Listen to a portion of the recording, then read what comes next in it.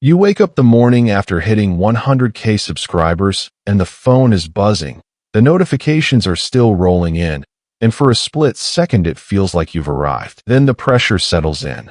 The quiet fear that this was the peak, and now every post has to beat it. That moment is the trap. The belief that reaching a milestone is the finish line, and that the person who got you there was some heroic version of you who rose to the occasion once. But the research on willpower tells a different story.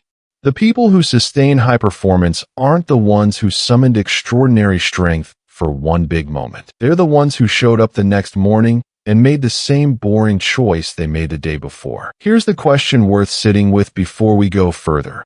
When the applause fades and you're alone with the cursor blinking on a blank page, which version of you shows up? The one who made it here, or the one who has to keep making it? That version isn't built in the spotlight.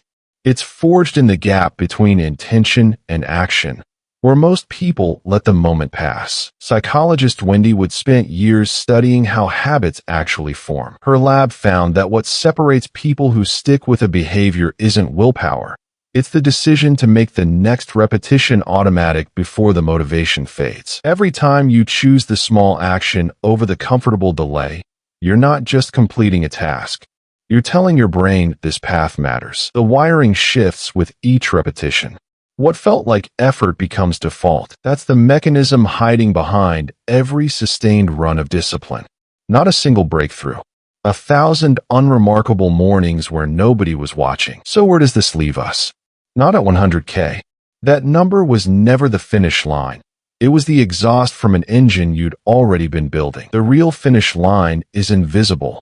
It's the moment you choose the honest action over the comfortable delay, knowing full well no one will ever see it. And you do it again tomorrow, and the day after. Not because the counter will move, but because the wiring is the point. That's the only measure that holds. Not applause, not a milestone.